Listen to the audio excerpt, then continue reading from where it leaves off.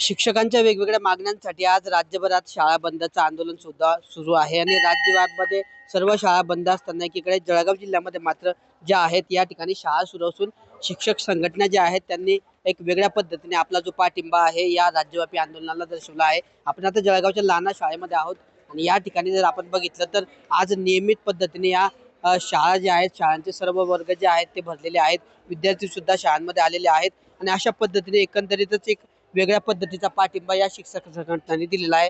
आपल्यासोबत शिक्षक ज्या सर्व शिक्षक संघटनांचं एक शैक्षणिक व्यासपीठ आहे ते व्यासपीठ संघटनेचे पदाधिकारी आपल्यासोबत आहेत। काय सांगणार सर, राज्यभरात सर्व शाळा बंद आहेत मात्र जळगाव जिल्ह्यात सर्व शाळा सुरू आहेत, नेमक्या किती शाळा आहेत आणि नेमकी आपली भूमिका काय आहे? जळगाव जिल्ह्यात जवळपास 800 शाळा आहेत। त्यातमध्ये काही अनुदानित आहे, काही विनाअनुदानित आहे। आपण भूमिका ही ठेवली की एका वेगळ्या पद्धतीनं आपण या आज निषेध करतोय शासनाचा। एक निवेदन सर्व संघटनांच्या वतीनं आणि जळगाव जिल्हा शैक्षणिक व्यासपीठाच्या वतीनं आपण निवेदन देणार आहोत मुख्यमंत्र्यांना, ते जिल्हाधिकारी यांना देणार आहोत। शाळा बंद न ठेवण्याचं कारण होतं की सर्व संघटनांनी थोडा विचार असा केला की जेव्हा शाळा बंद असते तेव्हा पालकांचा रोष निर्माण होतो की शाळा का बंद आहे। आणि त्याच्यामुळे आपण जो निषेध व्यक्त करतोय तो अनेक शाळांमध्ये काळ्या फिती लावून काम केलं जाते आहे शासनाच्या विरोधात। आणि मुळातच जे मुद्दे होते की TET जे कंपल्शन झालं ते सर्व शिक्षकांना अडचणीचं आहे। यामध्ये प्राथमिक शिक्षकांचा जास्त सहभाग आहे की त्यांना अडचणीचं आहे, माध्यमिक शिक्षक फार कमी आहेत।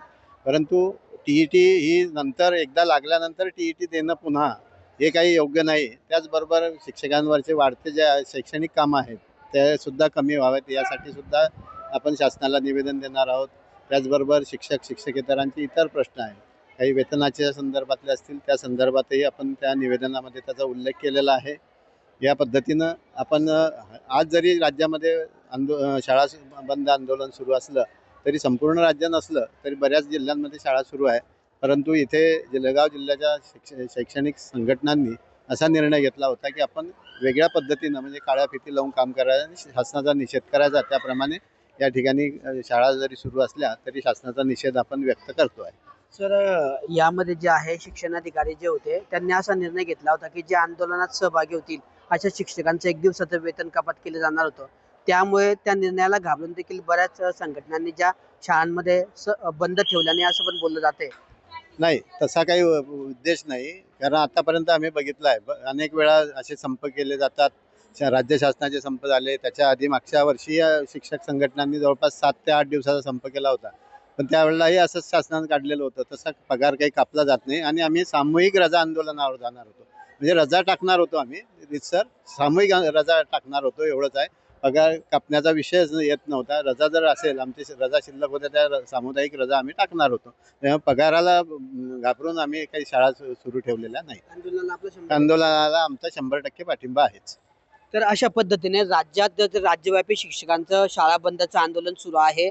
या राज्यामध्ये शाळा बंद असल्या तरी जळगाव जिल्ह्यामध्ये मात्र शाळा सुरू आहेत आणि अप्रत्यक्षरित्या शाळांमध्ये काळ्या फिती लावून शिक्षक काम करून या आंदोलनाला पाठिंबा देत असल्याचं चित्र पाहायला मिळतं आहे।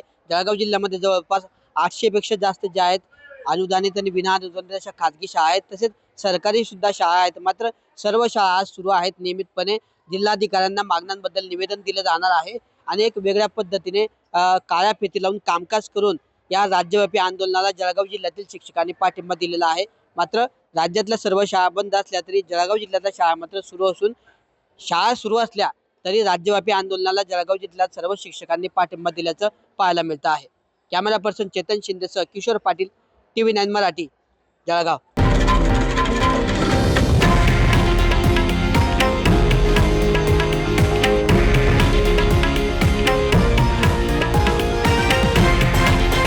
हे आहे देशातील नंबर 1 न्यूज नेटवर्क आणि आपण पाहत आहात TV9 मराठी, एकमेव।